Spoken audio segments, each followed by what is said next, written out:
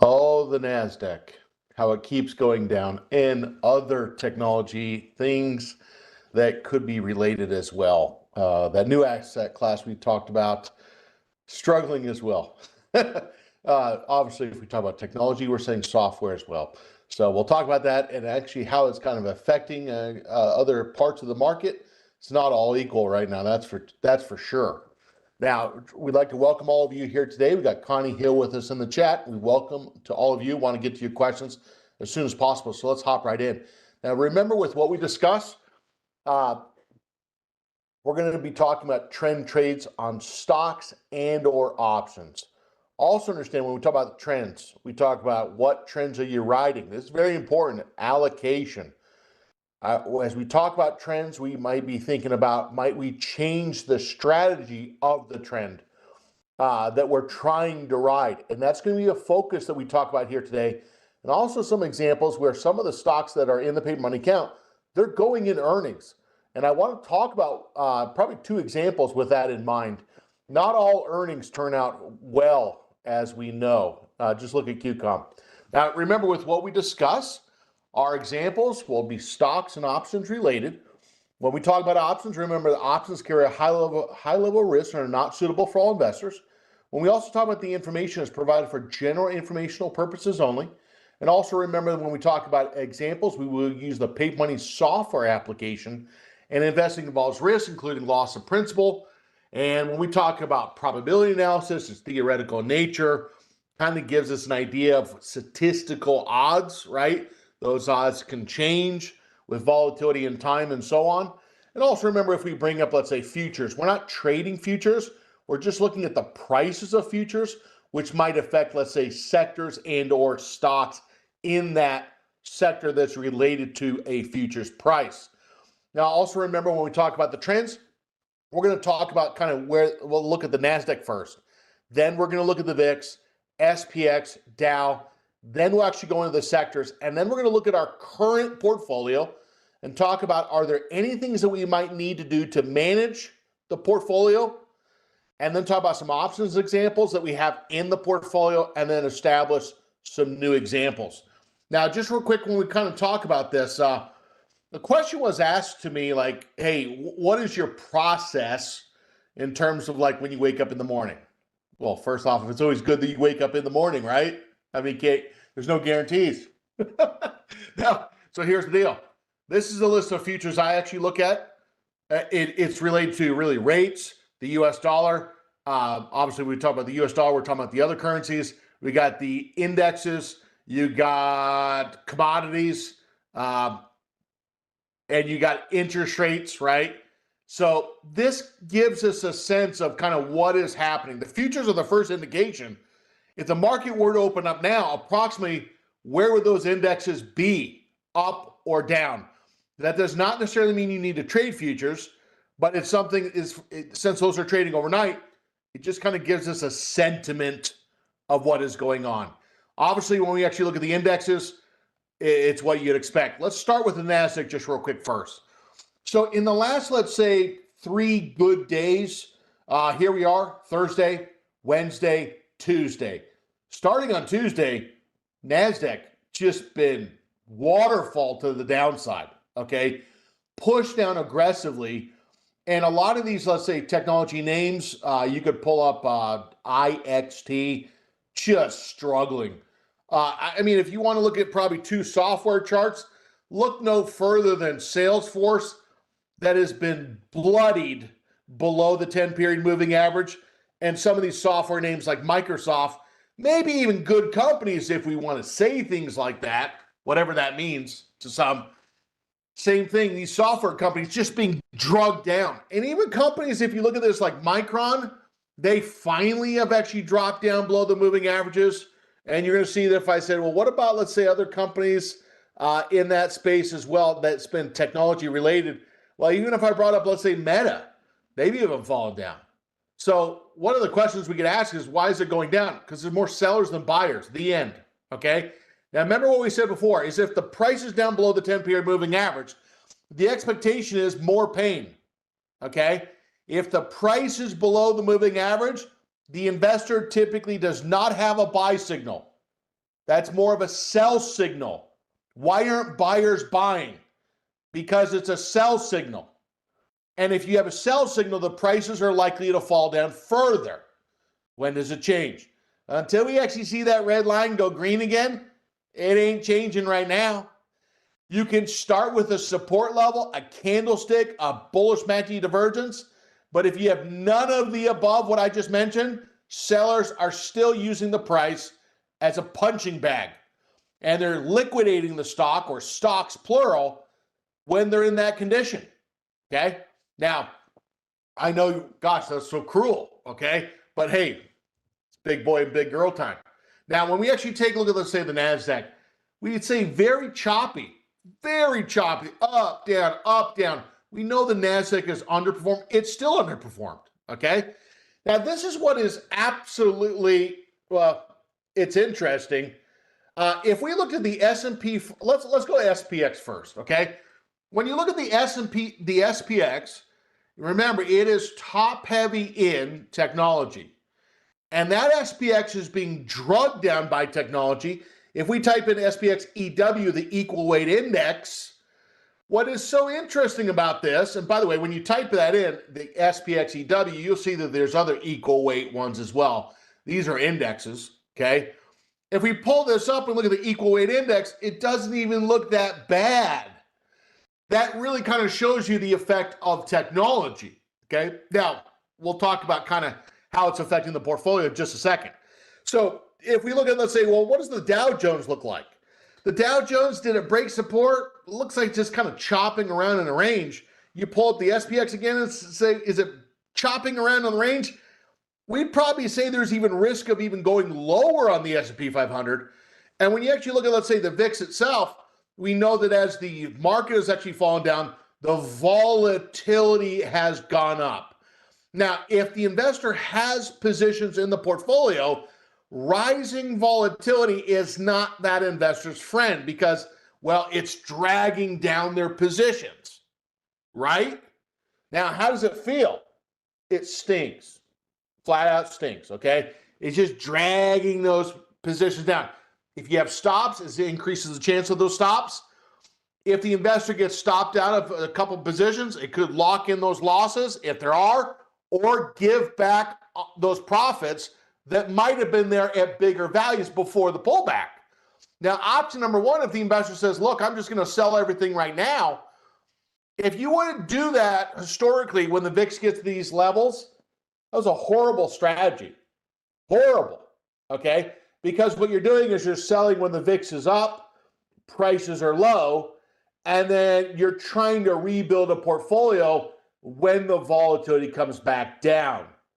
Now, you got to understand something here is some investors might dollar cost average. They might try to use these pops in the VIX to try to buy things or build positions, okay? Now, so when we actually look at the VIX, yeah, it's elevated, okay? But for some that are trying to actually establish a bullish portfolio, this might be the opportunity. Now, when we actually pull up, let's say, the commodities, just real quick. Gold, which has had an interesting night, gold is trying to make a higher low pattern. We'll just call it the middle of the W right now. We dropped down, we came back up, we fell back down. Now, notice the difference on the chart that I'm going to show you in a moment. Gold has not retested the intraday low or the close from where we were, I think, last Friday. Okay? It hasn't. Let me actually double check that. It's Monday. Okay? So that's what I'm saying is we got really like a tilted up W on gold. Now, for some investors, they might say, are there any precious metal stocks that might be showing basing pattern reversals? Silver? Okay. It was a week ago when I was just upstairs in my office upstairs and I just was watching the pricing on futures that night, flagged it and said, hey, it looks a little suspicious. Boy, has it gone for a water slide ride in the last week. You're going to see that when you look at the silver itself, that has been a little bit more double bottom-ish. Now, this morning, the sell-off in actually silver this morning, falling back down, it is making the equal lows. But man, we got to get out of here. If we're talking about a reversal, we need to start taking out that 89 threshold and getting a reversal. Dollars being muted actually so far, so really not that bad. Now, what is so interesting is when we look at, just real quick, fast fire the sectors, it's not even, it's so interesting because it's not all the same, okay? Now, when some sectors go down, this is like real estate in different parts of the country. Some parts of the country have really strong real estate markets and the other ones not so much, okay? You look at the transports, it's just grinding to the upside. I mean, yeah, it's down a little bit today, but still up. When you go look at the industrial, same thing, down 0.5%, not bearish. When you go look at the healthcare, this is one area that we're going to be watching. There is on the bottom of this so far a little divergence going on in the healthcare. I think we need to flag that. And when you also take a look at, let's say, Staples blasted, made a brand new high when the technology sector was making a low.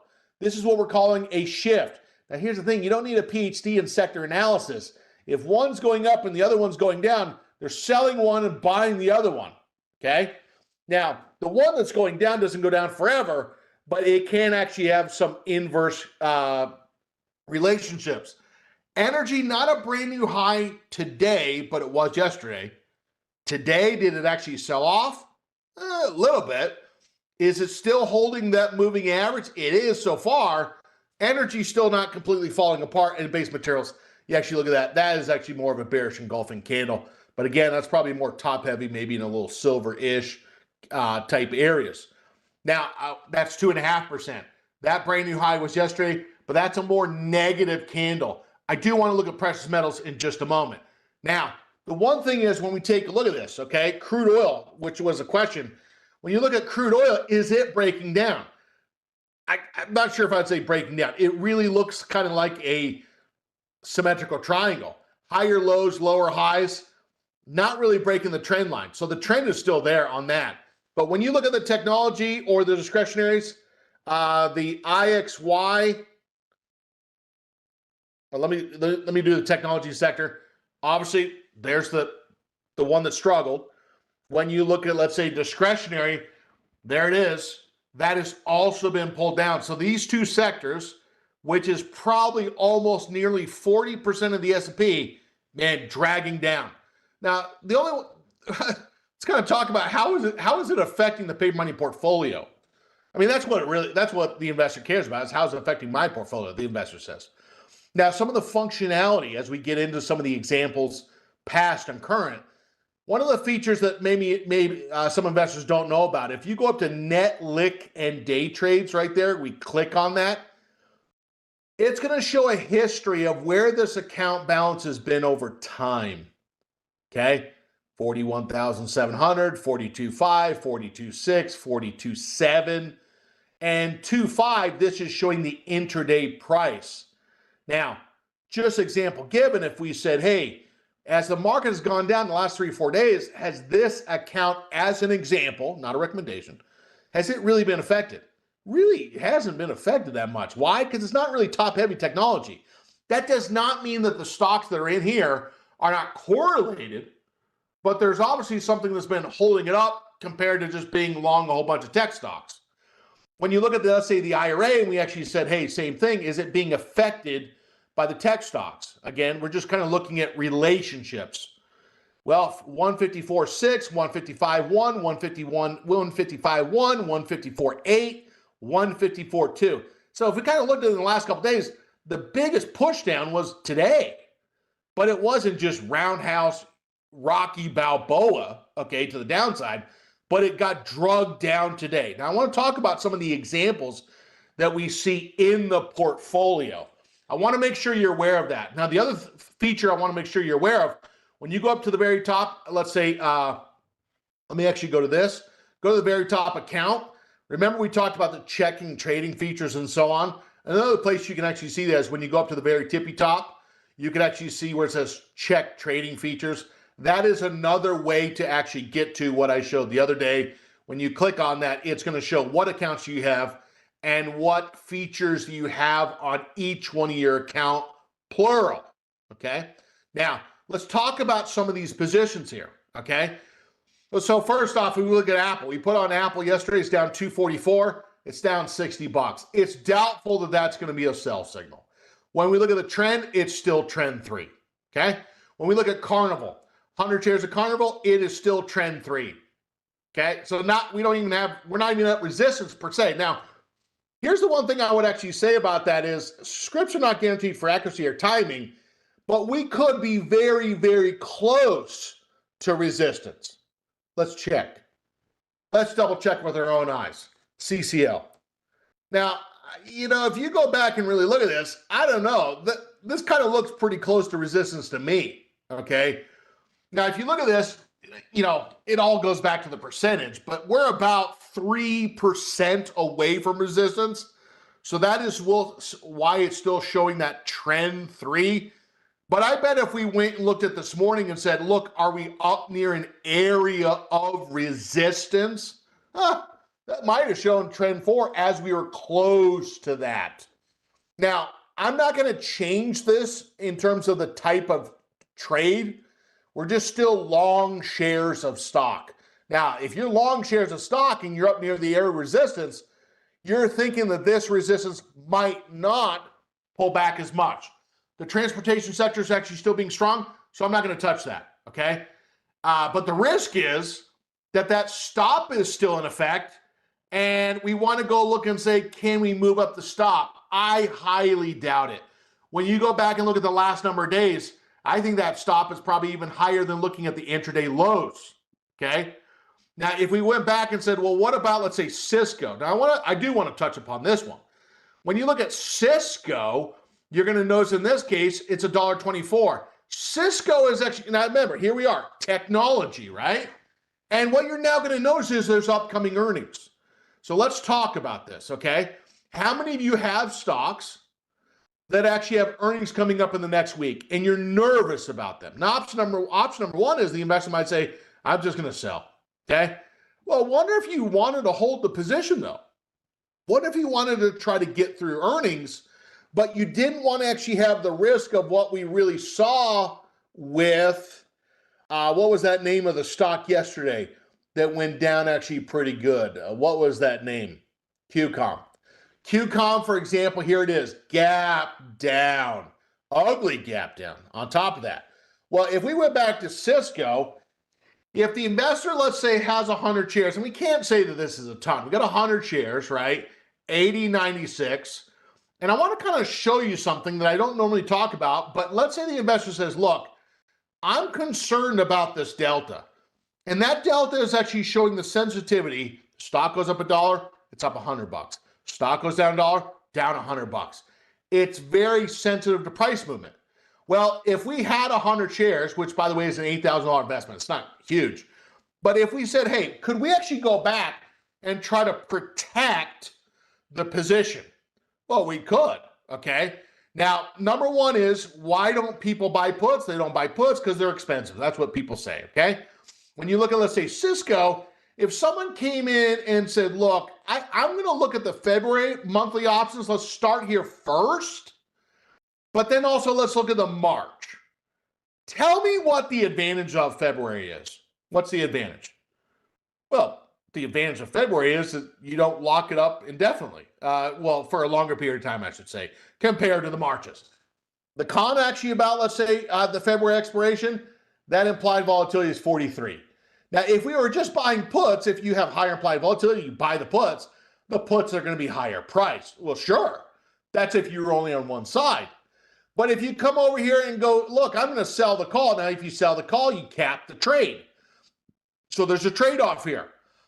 Okay, now what I'm going to do in this example is, in a normal example of a leg in caller, have the shares already. Here we are just a couple days before earnings. I want to try to protect the position.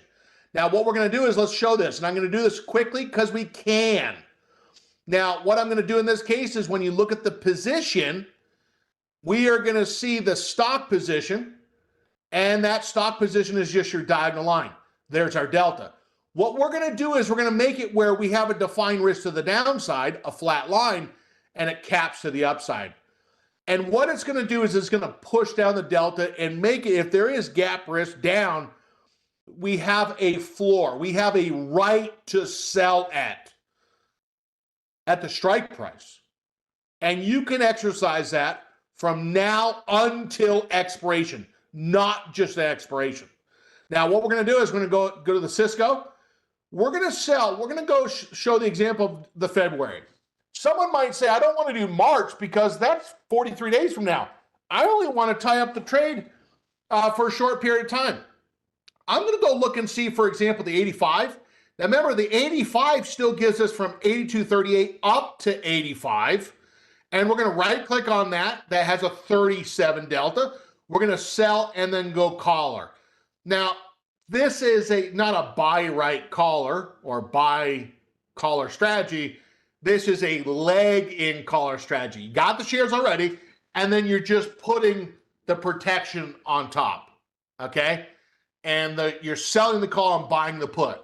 We're going to sell the 85, and then to the downside, what we're going to do is we're going to buy the put below, okay?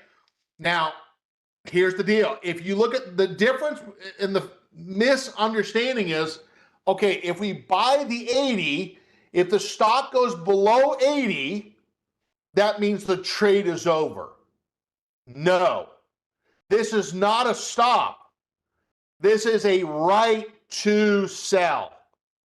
When would you probably want to exercise that right? On the week of expiration, if the stock is below the strike. Second, if the stock closes below that 80, well, through the brokerage, it could be exercised, which means the shares are going to be sold at 80. Not 79, not 75, not 74, at 80. Okay? Now, if you had 100 shares and it gets you sell 100 shares, you would not have a stock position anymore. Okay? Now, what is the cost of this? Well, when we look at explicit cost, cash, nothing, a debit of a penny. When we actually look at what's the cost, it's the opportunity cost. We only get up to 85.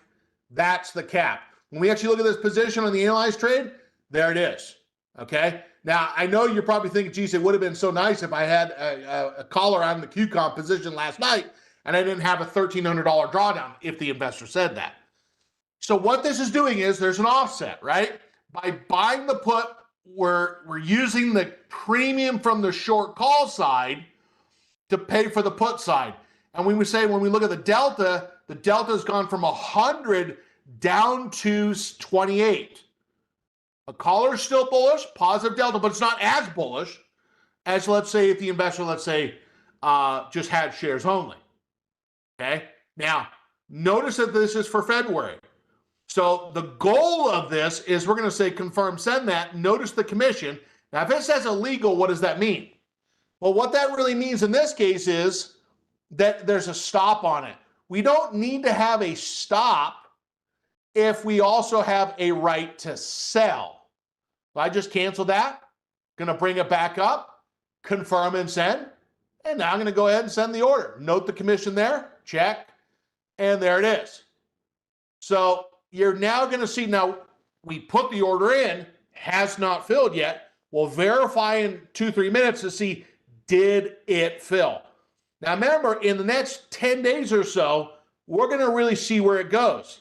If the stock goes to the upside, what percent of the max gain can we get? Or max gain. The stock actually goes to the downside, and in the week of expiration, if it's set to close below that long put strike, the investor could try to exercise or sell that put itself. Okay? But now what we're trying to do is try to get through the earnings while keeping our capital intact. Does that make sense? Now, I want to show you one more of these before we kind of break this open. We have an example of PM. PM has been a nice bullish trade. PM has actually gone up to the area of resistance as of this morning, but then here we are on the doorstep of earnings. Now, in our example, this last one, let me show you a little variation. How many of you have ever said to yourself, look, I want to own PM because I think it might break to the upside, but I don't want to give any profits back at all. I just want to get through the earnings. Has anyone ever thought that? I just want to kind of freeze the trade where I'm more insensitive to price movement. I just want to get through the announcement of earnings. Well, how might the investor do this? Well, so let me kind of show you something, okay? Now, what I'm going to do is, if we look at this position and said, okay, $2,400 in the last month on a portfolio that, let's say at that time we did it maybe 151,000. This one position of just a boring stock. If I swear, if I hear that one more time, I'm going to lose my mind. Okay, I'm just joking. Maybe I would. Okay, this one position in 30 days has pounded the portfolio 1% to the upside on one position, on a stock position, not even leveraged. Okay, well, let's take a look at this. I don't want to give any of it back. My goal is to get through the earnings and then try to get that breakout to the upside. Just get through the earnings, okay? Now, I don't want to give anything back. Well, how might the investor do this? Well, let's say we took this same idea. Now, the one thing that we're going to notice on this is the spreads on some of these are not very good. You're going to see that right there, that's 70 cents. That's 60 cents. That's 70 cents.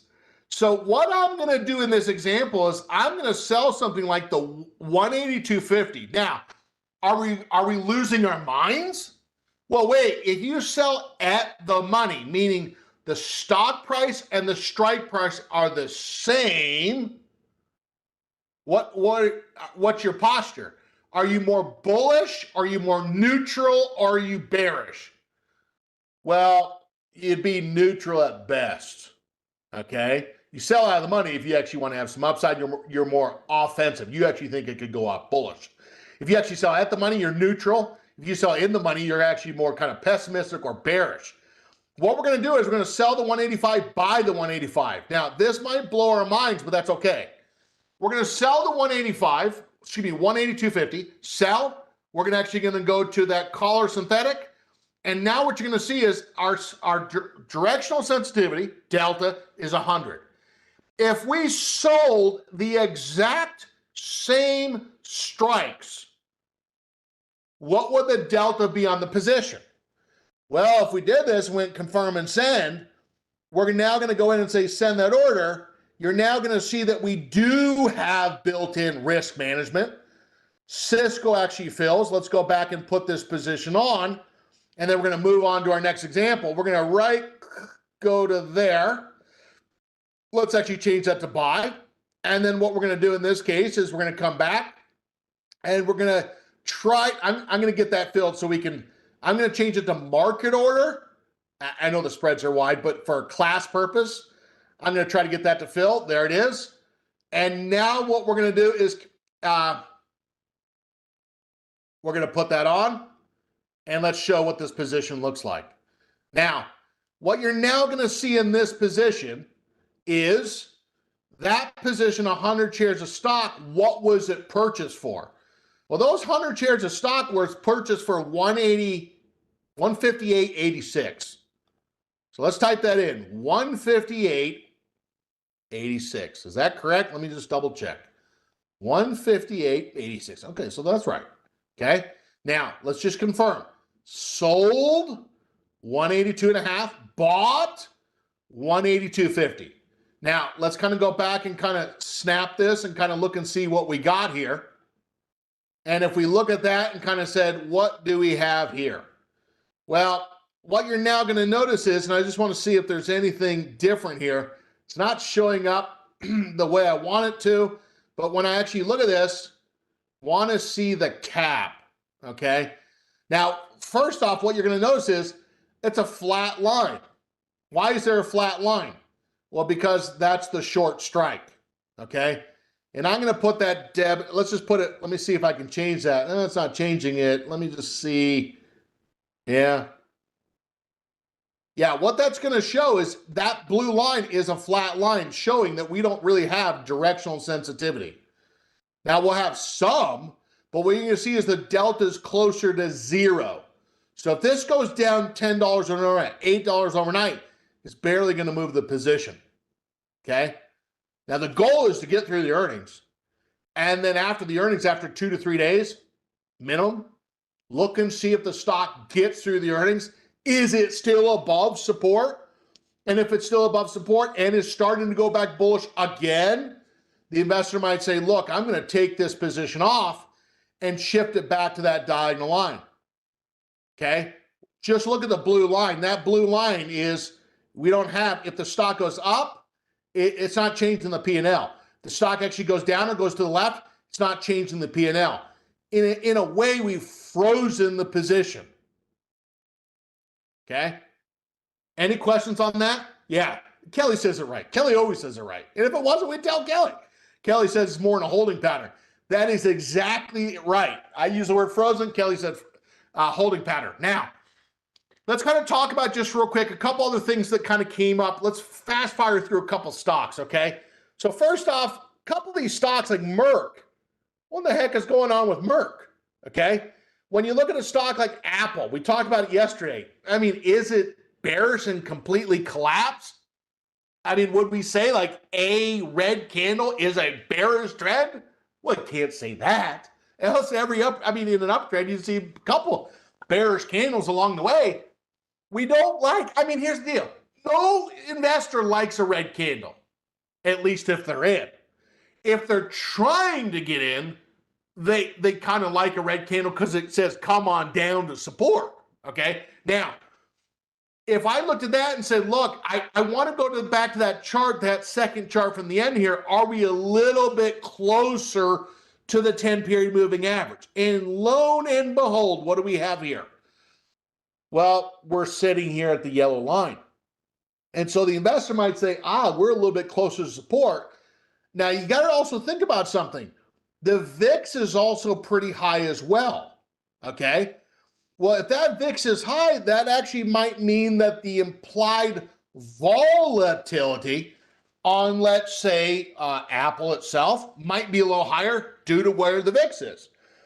If we pull up the implied volatility for Apple itself and say, let's pull this up, let's kind of get a visual.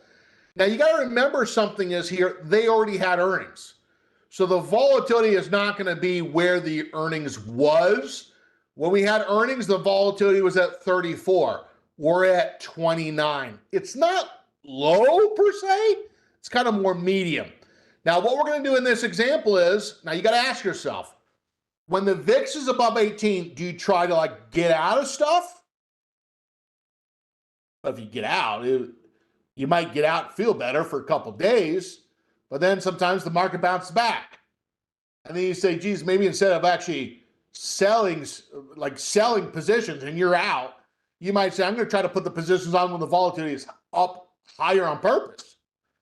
Well, but let's say the investor says, okay, fine, but I'm still nervous. Well, let's go back to that kind of the idea of that short put vertical here, but we're going to get a little bit more aggressive. What do we mean by that? Well, number one is we're not going to do the February. We're going to go down to the March. We're going to try to give a little bit more time. But what we're going to do is we're going to sell the at the money strike. We're going to sell a strike that is a little bit closer to the current stock price. Now, let me just kind of say something so we're all clear. In your investing lifetime, you're going to own positions that are going to have earnings. With what we talked about prior, whether we leg into a collar prior to earnings and still have some upside gain, that's a valuable discussion. If you said, James, I'm more like the investor number two that says, I don't want to give anything back. Well, you probably liked example number two. It's the worst thing when you feel like you did everything right, and then one earnings announcement, even with good earnings, the stock actually goes down. The goal of the investor is not initially to make money per se. The goal of the investor is to protect capital. The second goal of the investor is to try to make gains, okay? Now, you got to understand something. Even with good gains, the reaction of investors could be to profit take because they bought in anticipation of those good earnings, like a farmer with a crop. Now, what we're going to do is we're going to sell the 270 and then we're going to buy the lower strike. This is your classic short put spread, okay? Now, when you take a look at this, if we said, okay, which one of these, the 270, the 265, or the 260, which one has more liquidity? I mean, if we said which one has more liquidity and could we do a $10 wide strike? Well, we'd have to look and see what the max loss is and then double check the numbers. Well, the max loss is going to be $700, okay? Now, if you take a look at this, if we said $700 and the portfolio is 154,000 flat, it's actually going to be less than 0.5%, 0.01, 1%, 0.004, 0.5%. So could we do a $10 wide spread? Sure. If the maximum gain or profit is actually less than maximum loss, probability type trade. We're going to go ahead and send the order. Note the commission there. Send. Okay. Now, the comment from Stay Gold always is the short put vertical on Apple? Or is this trade a short put vertical? It is a short put vertical. Yes. Selling the higher strike. Okay. Selling the higher strike, the 270, and then buying the 260 for downside protection. You could also think of this in your mind, buying the shares potentially at 270 and having a right to sell those shares at 260. Okay. But as you do that, there is an upfront credit of 300. Send. Now, I want to also go back to one that has been a little wild here today. Okay. Speaking of a stock that's been all over the place is Amazon. Okay. To say the least. Now, there's been a lot going on with Amazon. The last 3 days of this stock, man, it's been just ugly. Now, if you look at this, we kind of go back and say, geez, did it fall down near any area of support? It did. Now, I want to go back and show you this because some people ask, well, James, I like to put on positions near support. The problem is, yes, it is near an area of support, but you don't have any confirmation of bouncing outside maybe a 5-minute chart when you look at intraday. What I want to kind of show on this is kind of trying to do more of a probability type trade, but a higher probability type trade. When we actually do this, today we have earnings itself. We're going to show this on a shorter duration of, now let's go March, okay?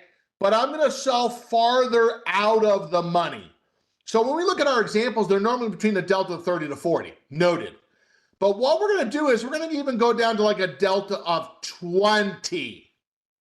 So wait, if there's a 20% chance of closing below the strike, it would be 80% chance of closing above as of right now.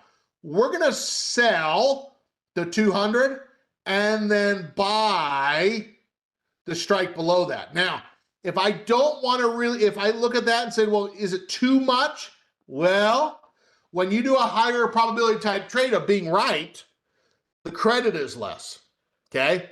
And you're going to see that that maximum gain is bigger. So smaller profit, bigger loss potentially. Still built into the trade, but those are the numbers. What's that percentage? 182 divided by 818? 22%. What's the lowest floor that we look at in our example? 20%. Can't go any lower strike than this because else the numbers are really not making a whole lot of sense. I'm going to do this because we're right on the doorstep of earnings. And also is the fact is we're layering. We got a February, which is underwater by $500, and we actually are doing the March, okay? And we're going to look and see if we can't get a little bounce. If it doesn't, built-in max loss to the trade, given the vertical of 818, okay? Now, here's the deal. When we actually go back and really take a look at this, just 3 days ago, that stock was at 246. Oh, my gosh. 8% in 3 days? Yeah. And that's the good and bad about tech stocks. You can go up 8% in 3 days or 1 day or 2 days, but you can also go down. Hence the volatility, right? We all like volatility when the price is going up, and when the price goes down, maybe not as much, okay? Now, real quick, we actually fast fire through a couple of these. Simon Property Group, that's actually held. Added that position yesterday, did go down intraday, went down to the moving average that's upward trending and is higher than yesterday. The one also in that area that we're probably going to be watching as well to see if we can't get a reversal. Let's put an alert on this. This one has earnings coming up. Pretty big candle. I'm going to right click on this chart. Okay. Create an alert. And when we actually do the create alert, I'm going to say, look, if it gets at or above 192, wherever we right click on the chart, that's the price that it's showing. We're saying if we get at or above. This is kind of like that basing pattern reversal type of idea where we have a prior high, a base. Can we reverse? We're going to look and see, can some of these other real estate ones also start to get a push as well? Now, the one I do want to bring up just real quick is when you look at Wells Fargo. Now, Wells Fargo got down below its 10-period moving average here today. The paper money account has shares of that. Now, when the price sometimes drops down below that moving average, the investor might say, James, I don't want to have a delta of 100 anymore, but we could be flagging back. How do I leg into a covered call? Now, the covered call, that's an income strategy. It's not downside protection. So we need to understand that. It caps the upside, but the risk is still down to zero. Why would someone do a cover call over a caller? Easy answer. They want to actually have a higher exposure to the trend. You have a bigger delta, okay? Caller, cover call, you still cap the upside. Caller, downside protection. Cover call, downside protection, but the downside protection is at zero. It's not the long put strike like on the caller. Now, with Wells Fargo going down below its shorter term moving average, we're going to come in and say, could we sell anything like a short call, $95 call? We're going to sell the strike with a delta of 39, in between that delta 30, 40. This is a leg in strategy. What does that even mean? 100 shares of stock. It's been going up. The price now starts to fall a little bit. We change the delta of the position. If you sell the call, it's not making your delta bigger. It's actually making your delta initially smaller. And ladies and gentlemen, you need to understand something. You could be a stock trader and be moving your delta from right to left by layering on options on those stock positions. If we sell the call and that position does get filled, and I'll just do this as a market order so we can see this, it's going to lower, and it should do that. Yeah, there it is. It's going to make the delta 60, okay? So now if the stock goes down $1, it's probably not going to be down 100. It should be probably closer to 60-ish. Remember, lower delta meaning less sensitivity to downside movement. If you're a stock trader and the stocks are going down, down, down, and you're keeping your delta the same by not covered calling, by not collaring, then you just feel blow by blow every dollar, every position. You're feeling every bit of it. The problem with that is we would bet that when that market or stock starts to turn around, that investor feels so beaten up psychologically, financially, from the drawdown on the position that they are unlikely to buy on the dip or the reversal of price because they're just trying to get back to where they were. Does that relate to anyone besides me? Okay. So the reason why investors do this is to try to protect the position, but at the same time, trying to keep their portfolio more stable to a degree. Still has drawdown, but it's probably not going to be in the same magnitude as if we just stood there and took dollar for dollar drawdown. Okay. So understanding cover calls, very important, and callers. Okay. Now here's the deal. If this stock went up significantly, well, if it did, we still actually have that cap of the 95. We could still make up $3 more plus the premium. So we could get another $500 on top. Now, this goes back to what we said in closing here. If this stock starts to really break the resistance of 96, well, your cover call or your caller or your cover call, you're trying to get out of that short call when the stock breaks resistance. Define resistance, 96. Set a buyback after 9 or 10 trading days of 1% to 2%. and see if it can actually, for example, break out. If you buy it back, it uncaps the upside. Okay, I'm out of my time here today. Very interesting discussion when we actually look at the volatility. Let's look and see how this actually plays out. I'll do the ETF class tomorrow. That's live only at 9:30 a.m. Eastern. If you have not subscribed to the Trader Talks channel, do so. That way you can get all of our content. We got Cameron May that will be coming up next, okay, teaching short verticals. I want to thank Connie for answering those questions in chat. Remember, sometimes those trends change in the short term. All things are not equal right now, as we saw, but man, some investors still under pressure in technology for sure. With that said, this has been the class on trading the trend and adjusting delta as trend changes. Thanks so much. I'll see you back on tomorrow morning live, 9:30. Take care. Bye-bye.